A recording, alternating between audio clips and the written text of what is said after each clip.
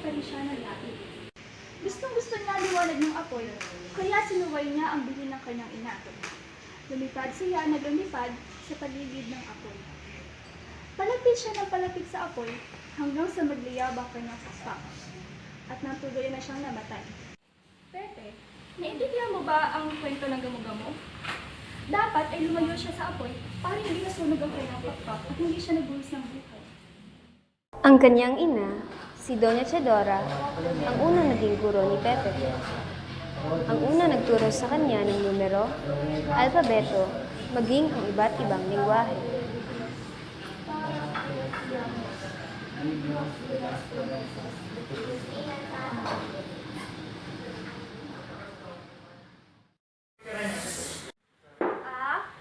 A, B, B, C, C, Ch, D, D, D, E, E, F.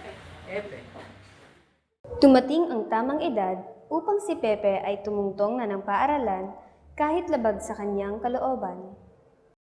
Gusto mo mag-aral? Opo, tatang. Ngunit, bakit kailangan po mag-eskwela? Kung pwede naman ako turuan ni Nanang dito sa bahay. Marami na nga po akong natutunan eh. Hindi lahat matututunan dito sa bahay, ha? Hayaan mo. Dadalawin naman kita palagi doon. So, kailangan mo din matuto na hindi palaging nakasukob dito sa pamilya. Di ba, Pasyano? Tama si Tatang. Sige na, ihatid mo na yung kapatid.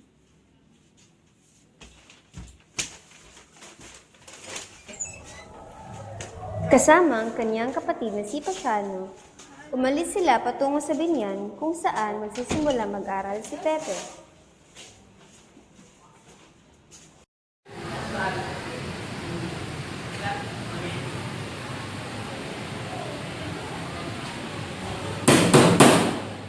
Pepe! May alam ka ba sa wikang Kastila? Opo, senyor. Sa wikang Latin? Opo, senyor. Tonto, ikaw ang upo dahil napakalit mo. Kaya siguro wala ka nang alam kung di upo. Akin na yan ka ng kamay mo. Para bumawal sa utang mo, matagal mo nang dapat alam. Ano na pagbibigay sa ano, walang kwentang sagot. Natapos ang klase at umalis siya na nagmamadali.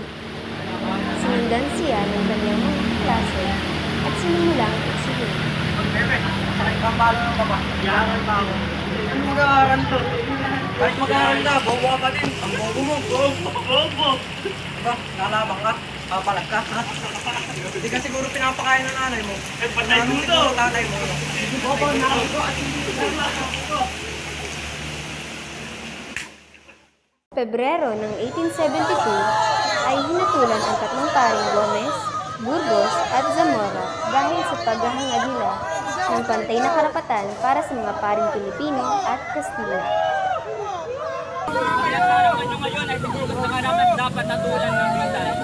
Ito ang nakatulaw para sa mga taong Pilipino.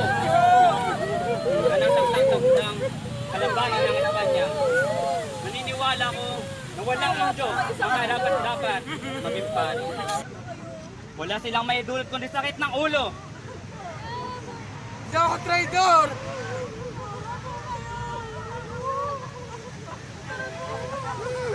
Nasaksihan ni Pasiano ang lahat na nangyari noong araw na binitay ang tatlong pari. Siya ang nagmulat sa Batang Pepe ng mga katiwaliang nagaganap. Gusto lamang ng mga paring Pilipino na mabigyan sila ng pantay na karapatan, kagaya ng mga praile.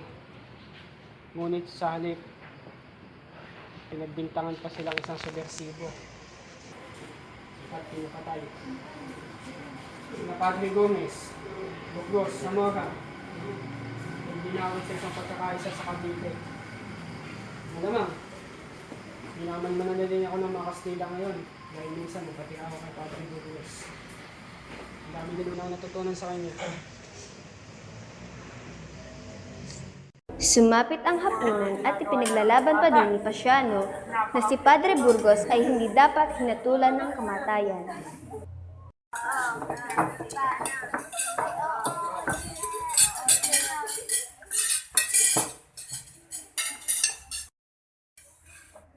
Ang hinihiling lang naman ni Padre Burgos ay ang pagkakapantay-pantay ng mga pare. Maging Kastila man o Pilipino. Pasyano, tigilan mo yan. Mula ngayon, ayoko nang mababanggit ang pangalan na yan sa bahay na ito. Ang tatang, hindi makatarungan yung ginawa nila.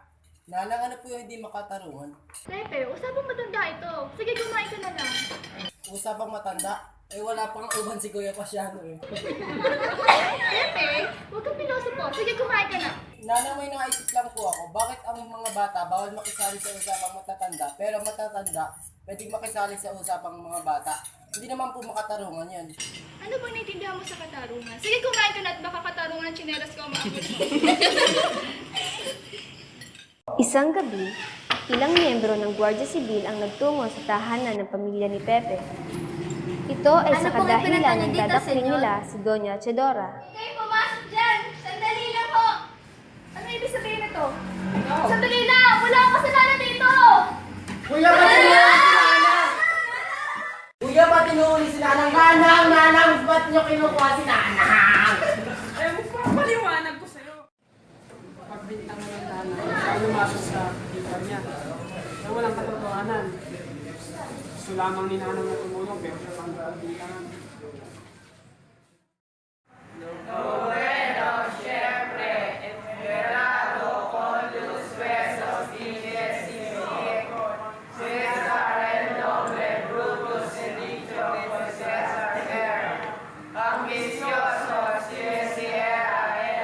Simula pa lamang ng pag-aaral ni Pepe, ay batid na ng mga guro ang kintalino ng batang Rizal. Lo bueno siempre se enterado. Enterado con los besos, dice, sí, con, César. César, el nombre bruto se dicho que César era ambicioso. Ambicioso, sí, era una falta grave y no era unido gravemente. Taong 1878, lumipat ng paaralan si Rizal sa Universidad ng Santo Tomas at doon niya napatunayan na hindi pareho ang turing sa mga Pilipino at Kastila. Fernando, maaari ka ba pumunta dito sa harapan? At ikaw, Nijo, maaari ka ba pumunta dito sa harapan? Bilis! At ngayon, pagmasdan niyo sila, binapapansin ba kayo sa kanilang tangkad? Ito ba ang inyong ito ay mas kakot yung buto kaysa kay Fernando? Ito ay nangangulugan lamang. Masupaliw tayo sa mga Pilipino. Haha! Bueno! Ano pa bukod doon? Profesor, sandali lang po. Kung ang tangkad ang batayan ng pagiging superior, bakit tila natalo ang Kastila at nawala ang ilang mababang lugar sa kanila? Hindi! Lumayas ka sa klase ko!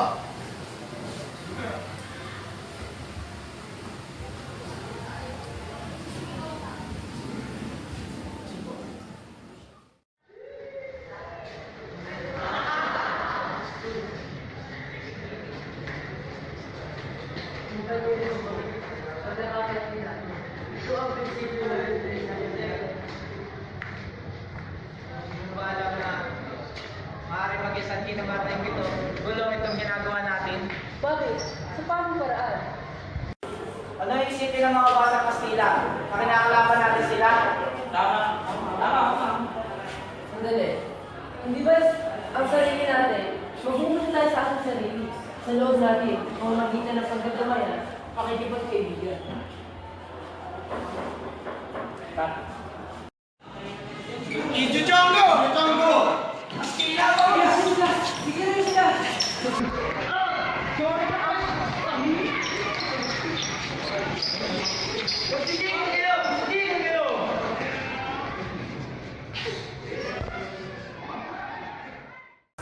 Dahil sa hindi pagkakasundo-sundo ng mga estudyanteng Kastila at Pilipino, madalas magkaroon ng away sa pagitan nila. Kamusta na ba kang ba?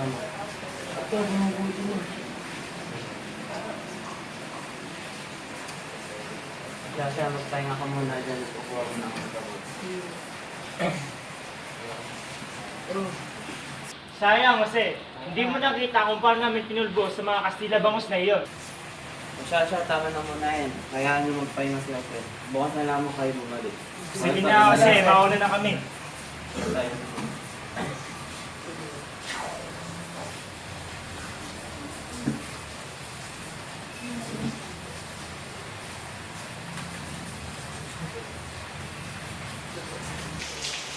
Sige na, anak. Ikaw mo nang bahala dito sa pinsan mo.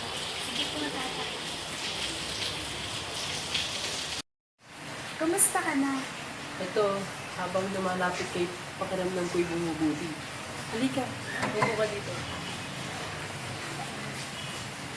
Ilang linggo pa lang ang nakalipas, tila taon na ang nakaraan. Ilang linggo pa lang ang nakaraan, kung nagkaroon ka na ng bulaklak sa iyong dila. Baka naman, kung sino-sino ang pinaparinan mo ng matatamis mong salita habang wala ako. Ikaw lamang, wala nang iba. Baka naman, ikaw ang maraming nakikilala. Para nga akong preso sa dormitorio. Sino makikilala ko doon? Minsan, halika. Baka makita tayo ng tatay. Isa lang. Sige na. Ano naman makikita nila? Pinsan na nagmamahalan? May bago ka na gawang pula? May ilan? Sige nga, tulaan mo ako. Ikaw ang liwanag at apoy. Ikaw ang aking tulog at pagdalo. Ang ngiti mo'y kislap ng bituin. Ang titig mo'y bituing maningin. Oh, kuya, bakit? Usap tayo. Oo, magiging limon na tayo. Pupunta ka ng Europa at mag-aaral ng medisina. At kung gagawin mo ng rapat para sa ating bayan. Kuya naman! Naiiwan ako dito para alagaan sila tatang at mamamahala ng bukirin. Hindi muna ako mag-aasawa. Pero bakit kuya? Hindi kayo pumunta doon. Bakit ako pinapupunta nyo? Dahil ikaw ang higit na makikinabang sa Europa. Doon ay matututo ka at malaya mong may papamuka at pamahalaan dito sa ating bansa. Doon ay maraming mga Pilipino. Malaya ninyong may susulat ang tungkol sa mga kinakailangan pagbabago at katangumula dito sa ating bayan. Hindi pa ako handa kuya. Epe, hindi lamang ako may pasyon nito. Pinag-usapan na namin ito ng mga kapanalig. Padadalan ka naman namin ng mga panggastos buwan-buwan. Paano si Nana? Siguradong hindi pa payag yun. Hindi muna natin sasabihin sa kanila. Malalaman lamang nila na kapag nasa Europa ka na. Kuya, paano si Leonor? Pepe, bakit napakarami mong tanong? Ang sarili mo lang bang isipin mo? Natuloy ang nais ng kanyang kapatid na si Pasiano na ipadala siya sa Europa. Lula ng isang kalesa, hinatid siya ng kanyang kapatid na si Pasiano at ng kanyang tiyo na si Tio Antonio. Pinagamit ni Pasiano ang apelyidong Mercado para hindi siya mapansin ng mga opisyales upang hindi siya pigilin ng mga ito sa pag-alis. Samantala, ang inaalala ni Jose na si Leonor ay walang kaalam-alam sa kanyang pag-iibang bansa. Pagdating niya ng Europa, ginamit niya na ang apelyidong Rizal pagsunod sa nais ng kanyang kapatid. Nag-aral si Rizal ng ophthalmologo sa Espanya sa kadahilan ng gusto niyang magamot ang mata ng kanyang ina. ¿Cuántos músculos voluntarios de la órbita hay? 5. Los, ni siquiera cerca. Doctor, creo que hay 7. Muy bien, ahora. Dime cuál de esos no pueden mover el globo ocular. Doctor, ¿puedo?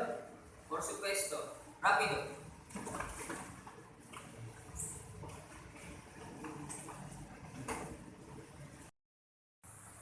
Este músculo, el levator patularis superioriosis, se inserta pierde el párpado. Superioriosis en el globo ocular. Por lo tanto, se lo eleva 2 párpados. Y los otros 6 músculos oculares. Medial rectus, lateral rectus, superior rectus, inferior rectus, superior oblicuo, inferior oblicuo, todos son capaces de quedar el globo ocular. Supongamos Finanzas sería nuestro paciente. Abra parálisis de uno o músculos tabulares, resultando en diplopia, un fenómeno por double vision. Excelente. Bravo, Rizal. Bravo.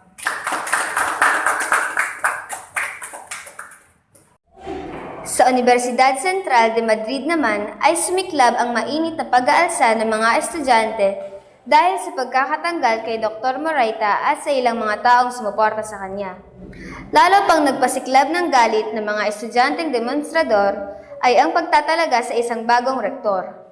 Si Rizal at ibang Pilipino ay lumahok din sa nasabing demonstrasyon.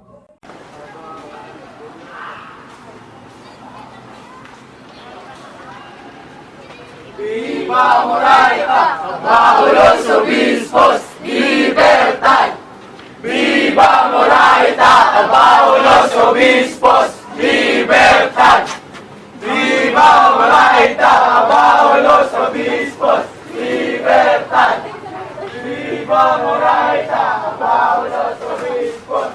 Comrades, our time has come. We cannot allow these bishops with obtuse minds to commit more justice. Abajo los obispos! Abajo los obispos! Viva Moraita! Viva Moraita! ¡Viva Moraita! ¡Abajo los obispos! ¡Libertad! ¡Viva Moraita! ¡Abajo los obispos! Hey! ¡Libertad! ¡Libertad! ¡Libertad! Libertad!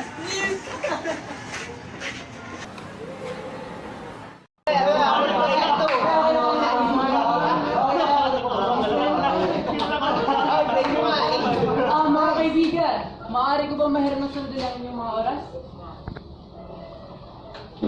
Nais ko lang ihayag sa inyo ang gustuhan ko magsulat ng isang nobela, kung saan iahayag ko ang mga pangyayari, masama man o mabuti.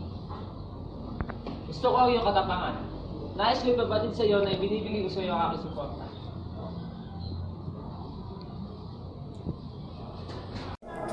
Naaprubahan ang nais niya magsulat ng nobela, ngunit ang mga taong inaasahan niyang tutulong sa kanya sa pagsulat ay hindi nagsulat ng kahit na ano at tinaksaya lang ang panahon sa pambababae at pagsusugal dahil ang nais nilang isulat ay tungkol sa mga babae. Hindi naman nagpatinag si Rizal sa mga pangyayaring ito at ipinagpatuloy pa rin ang nais niya na magsulat kahit siya lamang mag-isa. Pinagpatuloy pa rin ni Rizal ang pagsusulat dahil sa kagustuhan niyang matapos ang kanyang nobela.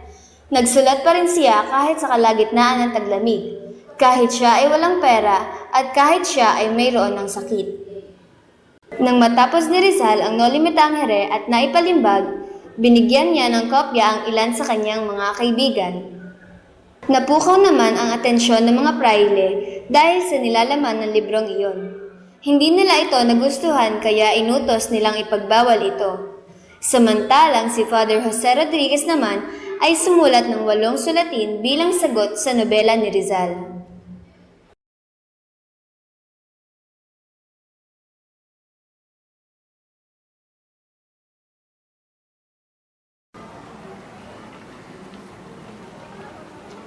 El infierno existe o no para sa mga mapangahas. Ang impyerno. Dahil sa nagngingit-ngit na galit ng mga praile patungkol sa librong Noli Me Tangere, inutos nila na lahat ng taong makukuhanan ng libro ay aarastuhin at ikukulong.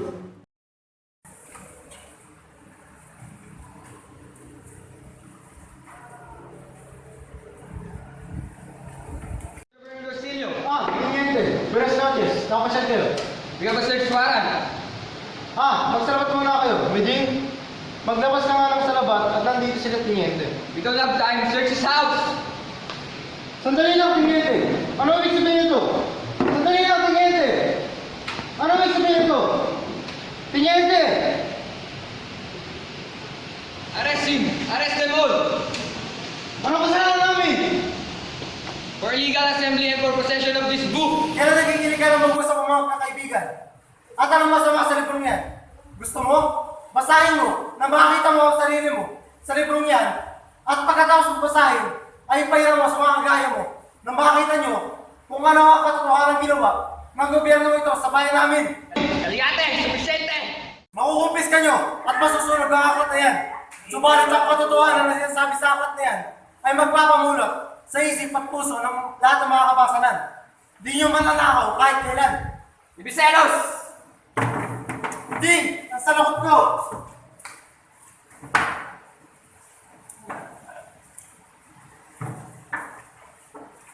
Hindi nagpatinag si Rizal sa mga kaganapang nangyari. Hindi siya sumuko sa pagbabawal ng kanyang libro dahil nagbabalak pa siyang gumawa ng ikalawang nobela kasunod na ng Noli Me Tangere. Uusok na naman ang kwet ng mga private pag nalaman at nabasa nila ang makasulat. Mukha nga, Senyor Del Pilar. May napapansin ako. Parang sila na lamang ang masugod nating tagabasa. Huwag ka nga magsalita ng ganyan. Lalo na alam mong hinihintay nila ay kalawang nobela. Bukod sa trahedya nangyari sa nobela ni Rizal, may isa pang trahedya ang hindi niya inaasahang dumating. Makikita mo din. At makikita Sumulat din ng ang mga kanyang private. kapatid na si Cassiano mula sa Pilipinas. Hatid ang masamang balita. Senyor Rizal! Senyor Rizal! Senyor Rizal! Cartas de Filipinas. Gracias. De nada.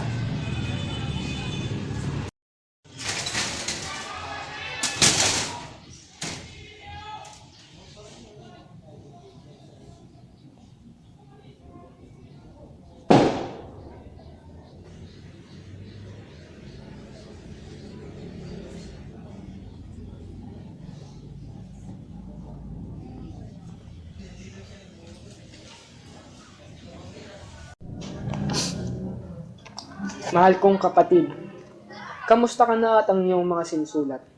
Huwag mong pabayaan ang iyong katawan, bukod sa iyong pluma, ang iyong kalusugan, ang iyong kakampi laban sa mga kaaway.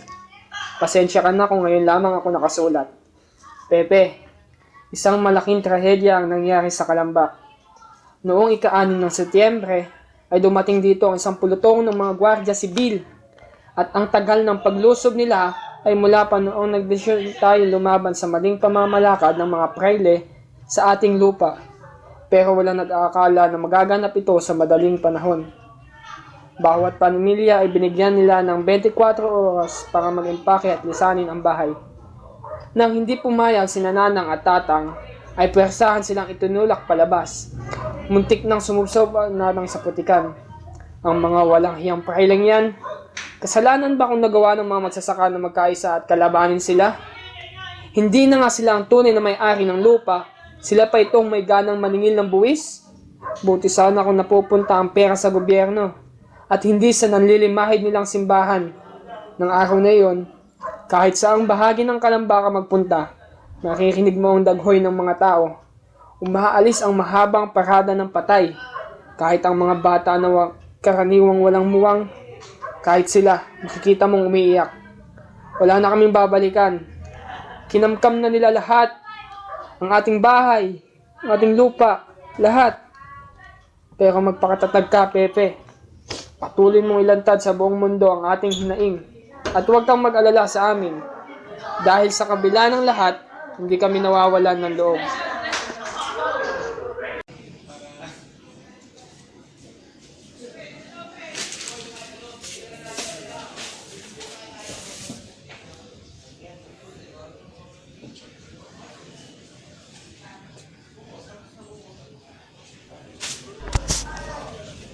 Pepe, naway nakatagpo ka na ng tunay na kaligayahan sa iyong mga sulatin. Humahanga ako sa katapangan mo. Ngunit, nalulungkot din dahil nakikita ko na talagang magkaiba na tayo at napakalayo sa isa't isa. Pinagkasundo ako ng aking inay sa isang Ingles. Bagamat hindi ko siya gusto, ay nagsumamo ang Nanang na tanggapin ko siya. Matagal ko na itong pinag-isipan. Gaya ng matagal kong paghihintay sa iyo. Paalam, Pepe. Magpapakasal ako, subalit mananatili akong nakagapos sa alaala ng iyong pagmamahal.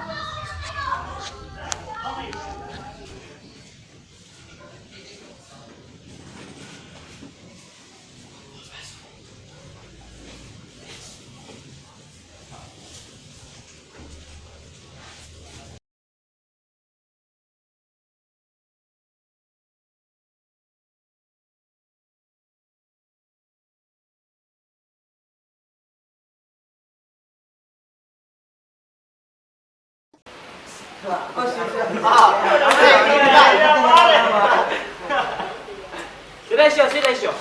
Magsitahimik kayo. Para tayo nakasabing nun eh. Ang sinasabi ko lang, panahon na para magkaroon tayo ng isang Pangulo. Oo nga naman. Matagal tayo nangangampanya dito sa Pilipinas. Taon-taon lumalaki ang ating organisasyon. Kung hindi pa tayo formal na magbubuklod-buklod, wala tayong mararating. Wala tayong mararating at babagsak na naman tayo sa matatamis na kantungan ng babae sa Corbeta. Sandali. Bago tayo maghanap ng isang Pangulo, ay dapat muna nating alamin ang kanyang kakayahan. Kaya maglasing at mambabae. Sandali! Naiisip ko lang ang kahalagahan ng periodiko na solidaridad sa ating kumpanya. Kung papahintulutan tayo ng ating kagalang-galang na patnubos, ang huling Pangulong mahahalal ang siyang may karapatan sa huling ilalabas sa sulatin ito. Sa gayong paraan, malalaman natin na nagkakaisang tulos. Kinalulungkot ko. Pero napaka-estupido ko naman kung sasang-ayon ako dyan. Ang lahat ng artikulo ay pribado, dispensa, paisano. Bagamat totoong naglilingkod para sa kapakanan ng Pilipino ang periodiko, dapat isiping isa pa rin itong pribadong artikulo. Pribado! Ang mahalaga ay lagi kaming bukas sa mga sulating makatutulong sa ating ipaglalaban. Hindi ba? Del Pilar, para sa pagkapangulo! Oo nga! Kung magkakaganyan, humihingi ako ng paumanhin sa inyo. Ang akala ko ay hindi pribado, kundi pambansa mga adhikain ng La Solidaridad.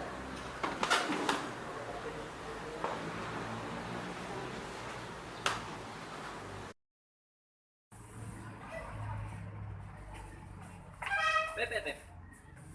Marami silang mga kiyok-kiyaw na para sa kandang na manok. Pero, ikaw pa rin ang ihahalal nila isang Pangulo. Salamat na lang. Kung ang pinuni walang pagkakaisa, wala ding silbi. Sandali, Pepe. Pagpasensya mo lang si Del Pilar. Alam mo naman yon, mabilis suminit ang tenga. Yaman lamang na pribado pa lang na solidaridad. Hala! Lubusin niya ang kanyang kasakiman. Ba't siya na Pangulo? Pero maraming umaasa sa inyo. Saan ako nagkamali? Lagi ko na lang tinutulungan ang mga batugan nating kasama. Saan ka na mapupunta? Paano na nasimulan natin? Alam mo, Ponce, nagpakalayo-layo ako. Ngunit, wala akong narating. Dahil wala dito ang ating mga kaaway. Anong ibig mo sabihin? Babalik ako ng Pilipinas! Nagdesisyong bumalik si Rizal sa kanyang paniniwalang ang tunay na laban ay nasa Pilipinas at hindi sa Espanya. Mga kasama, nagbalik ako dito sa Pilipinas dahil andito ang larangan wala sa ibang bansa. Nais ko ipahayag sa inyo ang pagbuo ng La Liga Pilipinas. Itong samahan nito ay isang mabisang kasangkapan para maabot ang kalayaan. Kailangan yan. Ito ay isang pinakamabisang paraan upang matamo ang inaasam nating kalayaan. Tama. Mabuhay. Totoo si Rizal. Ako si Andres Bonifacio, ang iyong tagahanga at makapaglingkod. Isang karangalan.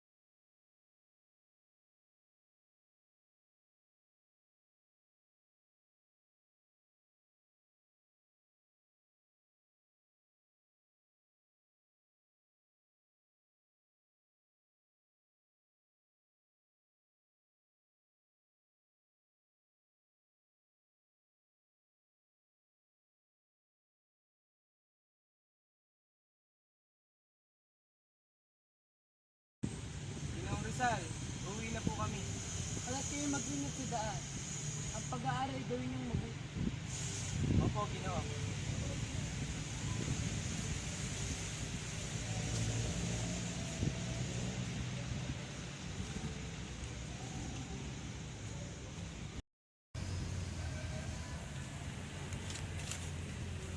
Kamusta ang pagtuturo?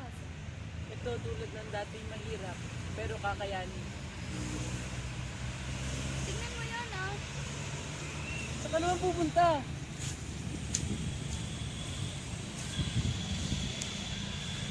Napakaganda. Pumunta ka doon.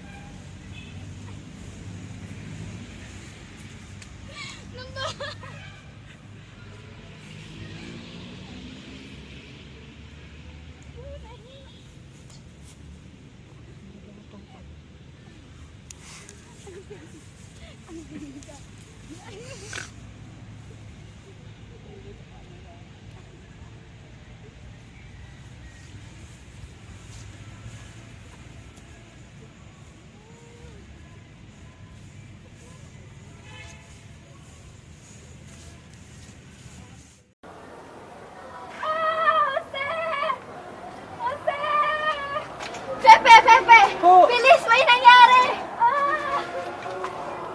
Jose! Relax! Jose! Push! Please, push! Harder! Harder! Push! Harder! Josephine, please, push! Push! Push! Harder!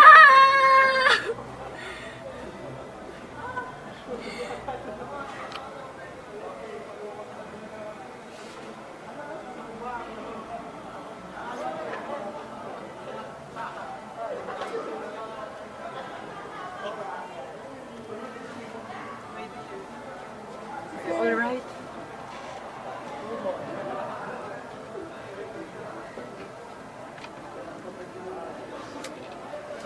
Wait for me.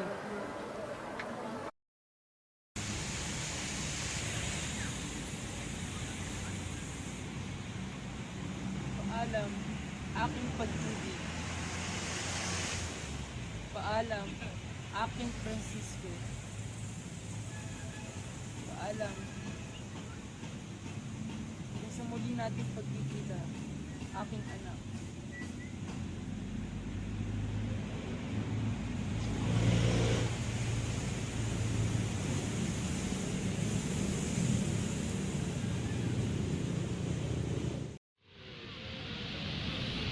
Hindi medical na tulong ang kailangan ko, Dr. Rizal. Ang totoo ay pinadala ko dito ni Supremo. Supremo? Si kasamang Andres Bonifacio. Gusto niya sumama kayo sa revolusyon sa iba't ibang panig ng mundo. Hindi pa tayo handa. Sa tingin niyo ba may laban tayo sa armas nila tulad ng baril at mga kanyon? Kailan pa? Kapag patay na tayo?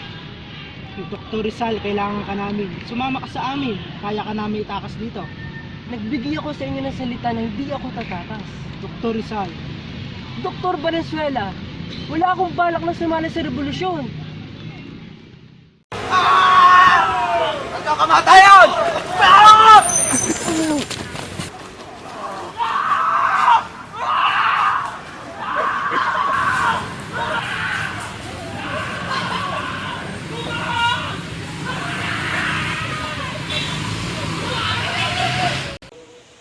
Nuestras fuerzas están avanzando en la provincia de Bulacan y sus afueras. Nuestro objetivo fue la rebelión antes. Blanco, Monseñor nos alega que rebelión esta es una revolución total. Pero tu eminencia, los liberales nunca saben lo que es haciendo. Estamos haciendo todo lo que podemos. Debes eliminar el mientras haya tiempo, pero no hay pruebas de que fue responsable. Hacer lo que te digo o sufrir la consecuencia de este levantamiento. Repito, anong pinalaman ng kapatid mo sa nagaganap na rebelyon? Kapatid mo si Rizal, tama! Pasyano, Mio yes!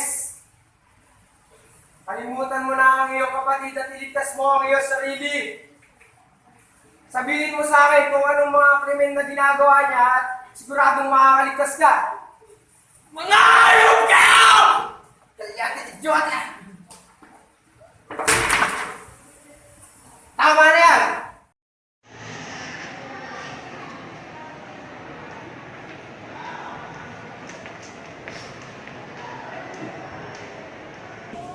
Nombre completo.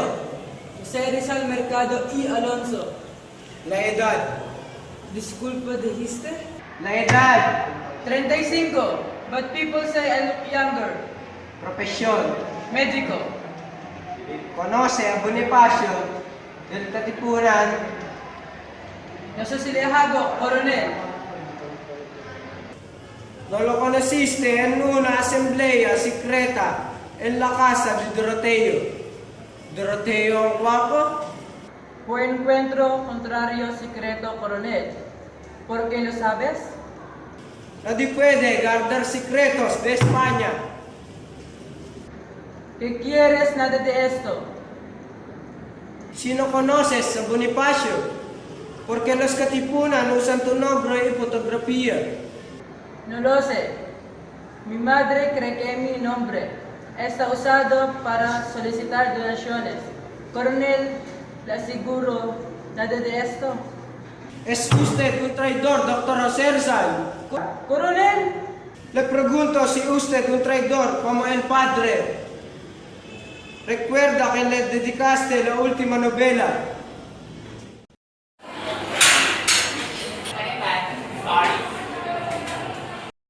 Está bien de Andrade, del Defense Council. Es un pesar hacer eso. Por favor, tome asiento. Muchas gracias. Sa iyo na kasalanan ng aming buhay. Unahan na kita. Kakaunti pa lamang ang alam ko sa batas. Huwag mag-alala. Kakunti na lang ang tiwala ko sa batas.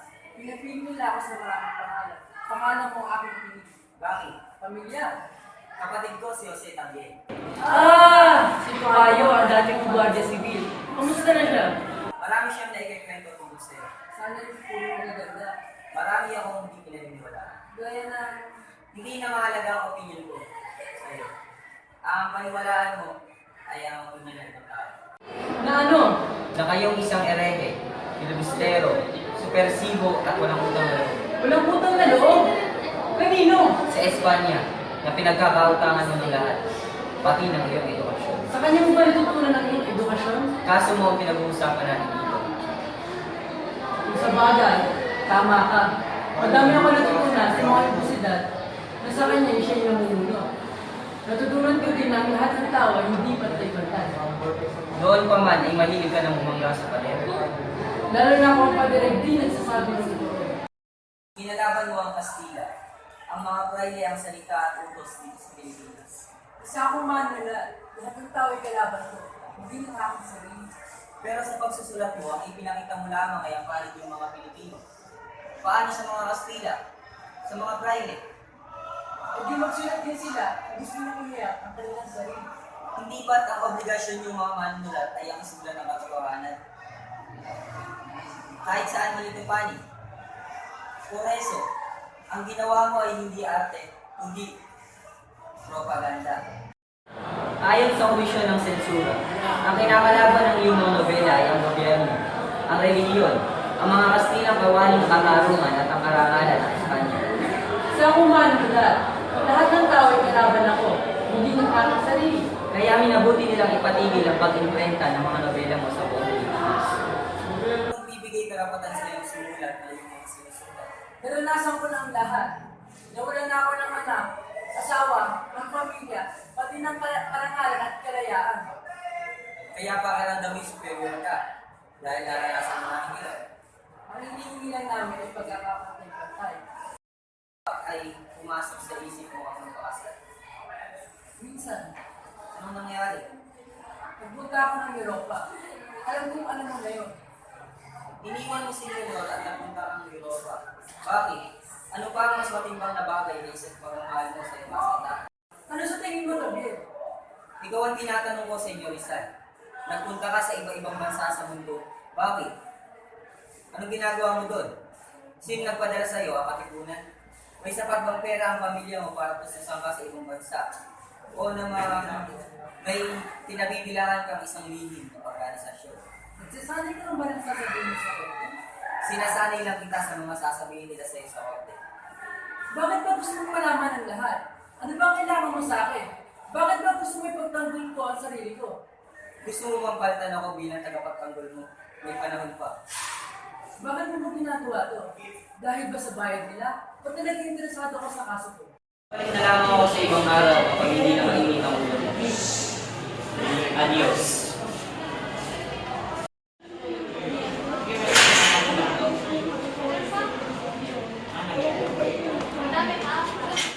No. Mientras Rizal esté vivo, no puede haber paz en estas islas. Rizal está en el exilio en la Pilipinas. Está demasiado lejos para cualquier daño. El exilio es la revolución. ¿Es su deber eliminarlo? No me digas cómo hacer mi trabajo. Bueno, entonces es mejor que hagas tu trabajo o salgas de consecuencia. Doctor Rizal, discúlpeme repentina visita. Entiendo el gobernador general de las autoridades españolas. Me pone enfermo, pero puedo estar seguro. Es verdad, no temes a nadie. Así tienes muchos enemigos. Isang ophthalmologo. Ang nais ko lang ay makita ng malinaw ang aking kababayan. Kailangan bang isulat ang lahat ng nakikita? Kung hindi general, anong pinagkaiba natin sa isang hayop? Ganyan ba katalas ang dila ng iyong mga nobela? Basa niyo na ba ang aking nobela? Hindi pa! Sabi nila ay baka hindi raw ako makatulog. May pinagkaiba ba sa dapitan, General Campo? Mas masikip nga lang ito. Nawala ang tanawin, ang mga karagatan, ang kabundukan. Kung estás happy? Pinaniwala niyo akong pumunta ng Cuba upang maging doktor. Yung pala'y, hinuli niyo ako, kinulong, mga hipokrito kayo. Nasyento. Kailan man hindi niyo papahintulutan na gamitin ang pangalan sa ganyang paraan? Ang aking isinulat sa pagpapalaga sa edukasyon, sa kapayapaan, mawawala ng saysay dahil sa mga Pilipinong hindi marunong maghintay ng tamang panahon. Naipit ako sa bilis ng pangyayari. Bigla na lang sumabog ang lahat. Governor Blanco has become defended like favorite prisoner. And what's wrong with that? Blanco is the final judge of Rizal, and he may revoke or defer the verdict. True. Bueno, Rizal can charm his way on people. Obviously. And charming Blanco is very easy. But the devil can be many creatures. Sometimes a katipunero, sometimes a novelist. Well then, we'll see about Blanco, the problem being devil that he is.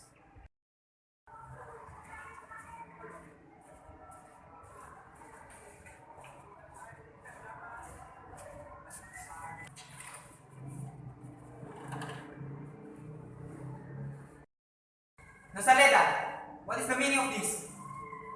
You know Paula Vieja, the new Governor General of the Philippine Islands. Buenas tardes, senyore. Oh, buenas tardes, Gabriel. Nagdala ako ng alak. Halika at linig. Hindi ako nainom. Para lamang itong ang lambalog. Sayang, daw nakakuha ng isa. Sige.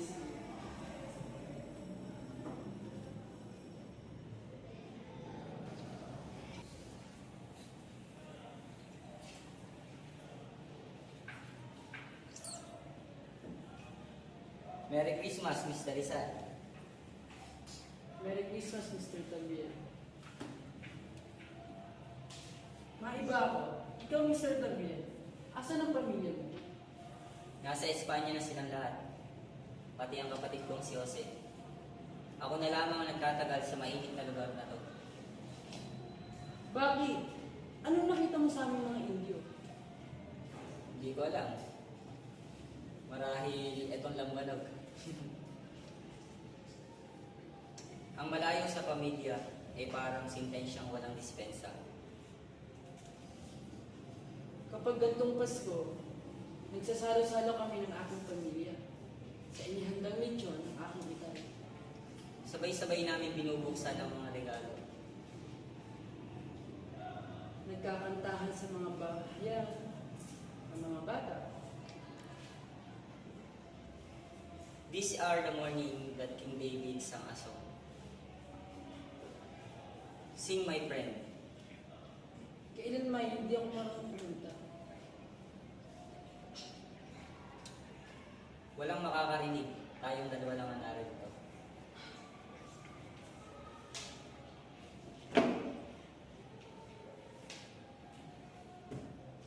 Pangako mo tayo ng dalawang makaririnig. Malamig ang simoy ng Tama ka nga, Senyor Rizal. Maaaring makapagsimula ng revolusyon ang boses ninyo. Long live Spain! Long live the Philippines! The purchase is of supreme importance. It will show the origin of the rebellion that drenches with blood the soul of the Philippines, native of this country, to whom Spain has given her culture and civilization into a prosperous nation of the Orient, has forgotten his obligations as Spanish subjects by instigating a rebellion against mother country, exploiting the moment when their brothers are engaged in another war.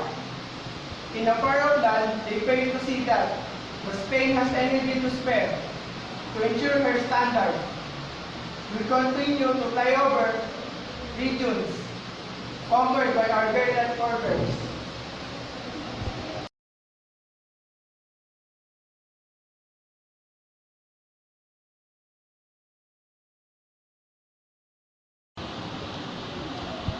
That's Josephine Brown, the mistress of the house. And the other one, I don't know.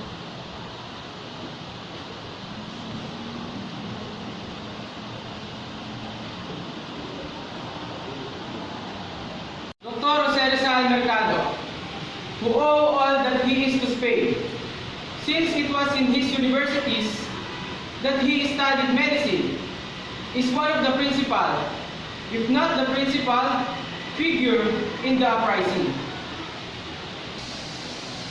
Dr. Rizal, through the publication of this work, No Limit Tangere, Annotations to the History of the Philippines by Morga L. P. Gustirismo, and through an endless series of pamphlets, manifestos of all sorts attacking religion, the friars and the Spanish government impresses upon the people of the Philippines the idea of expelling the religious order to secure the independence of this colony. Down with the revolution, long live Spain. This office should not hesitate to qualify Rizal as the son of the rebellion. He pretends to be the savior of the Philippines. He is considered to be a superhuman being exempted from any restraint that might obstruct his providential mission. Don Jose Rizal is the prime mover of this rebellion and must suffer the penalty imposed by the penal code. As a consequence, the crime of the rebellion must be punished with death.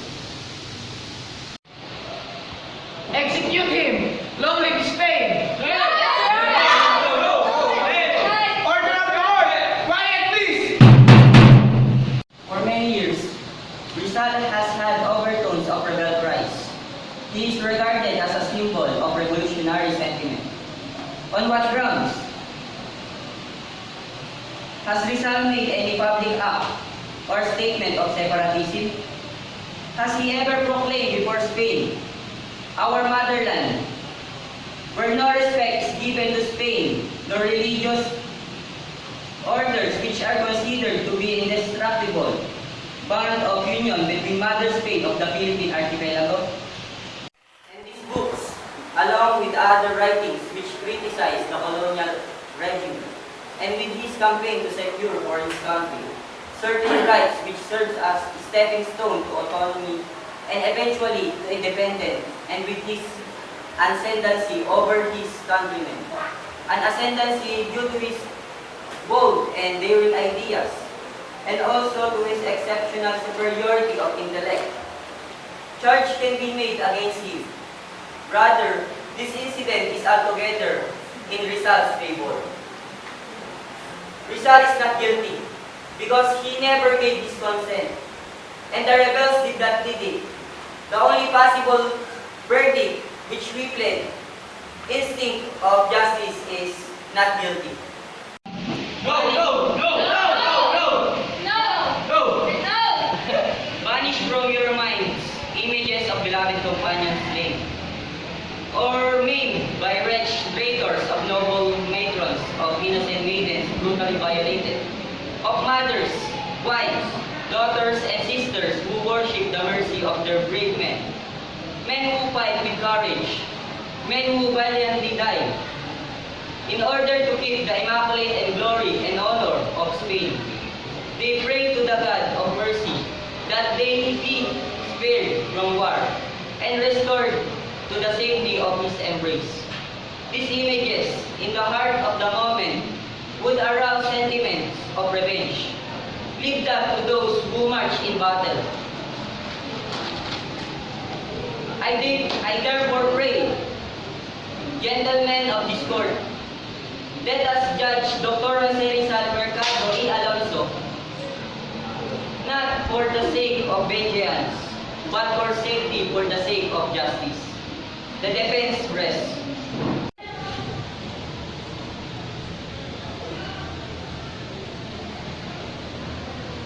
Concerning the rebellion, since July 6, 1892, I have not engaged in politics until the June 1 of this year. When Dr. Valenzuela came to notify me about an uprising, thus proving that I had no prior contact with them.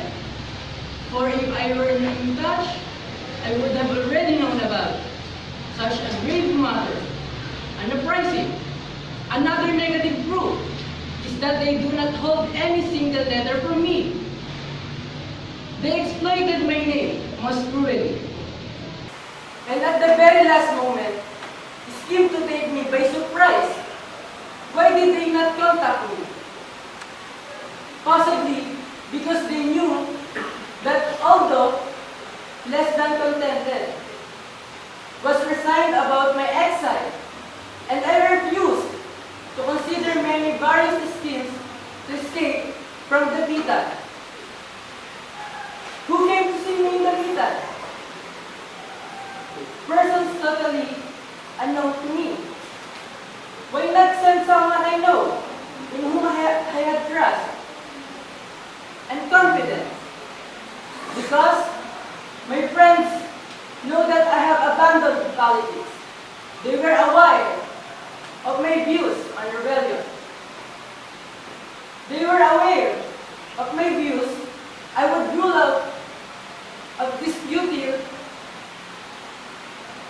and discredibility mission. And I desire for my country is liberty, not through a revolution, but through education. Disyembre 28, 1896, nilagdaan ni Gobernador General Polavieja ang desisyon na hatol kay Rizal na kamatayan.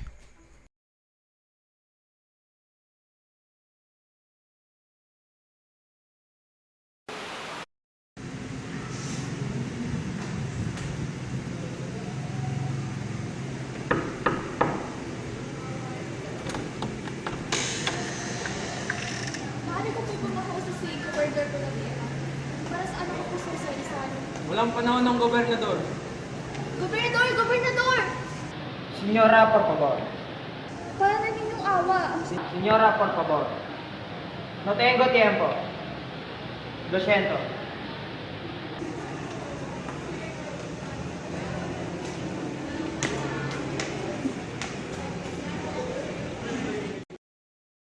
Sasalakay tayo sa lalong madaling panahon. Iligtas natin si Dr. Jose Rizal. Mabuhay! Mabuhay! Mabuhay! Mabuhay! Mabuhay! Mabuhay! Mahigpit ang pagbabantay kay Pepe! Handa sila sa anumang balak na iligtas ang aking kapatid! At handa rin kami. Hindi kami takot sa kanila. Magkakabatayan! Magtitigil kayo! Ako man, gusto rin ko mang makaligtas ang aking kapatid. Ngunit nakatitiyak ako na kahit kailan ay hindi gusto ni Pepe na dumanang pa ang dugo. Nasa kamay na ng Diyos ang kanyang kaligtasan. Wala na tayong magagawa. No, no. Umaaari. Nay, meron akong muling talugbin sa inyo.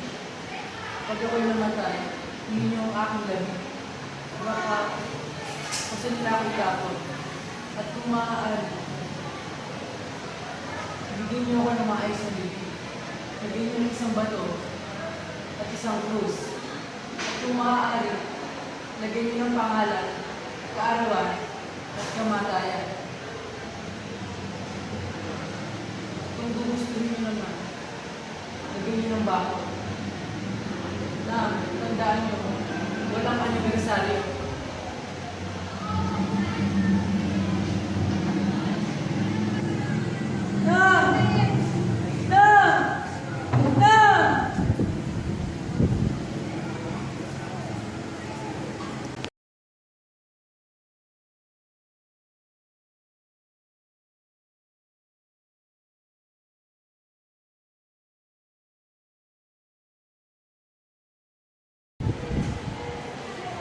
No, no.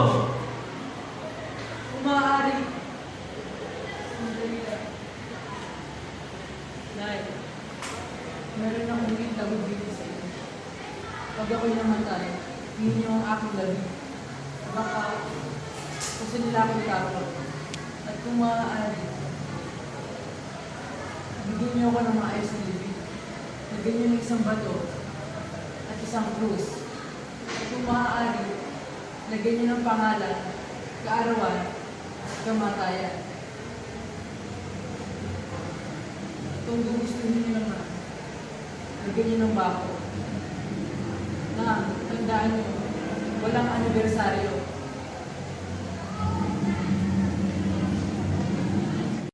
Ito na si Andre. Ay.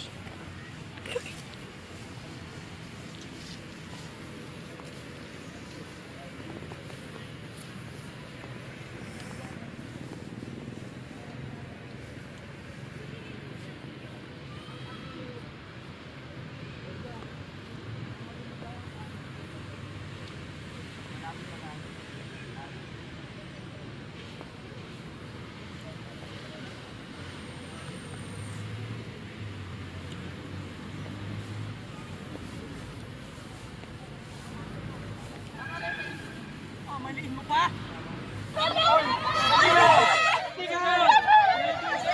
Tigil kayo! Gulong! Gulong! Gulong! Gulong! Gulong! Gulong! Gulong! Gulong! Gulong! Del Rey de España, cualquier persona que levanta favor de la final, también se ejecutero.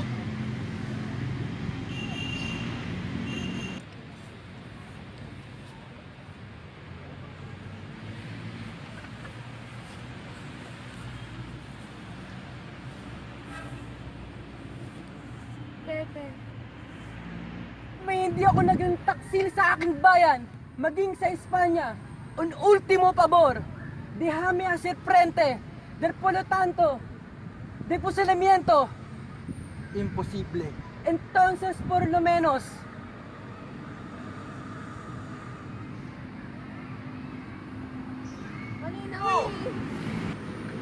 Cargar! Establecer! consumatum est! Fuego!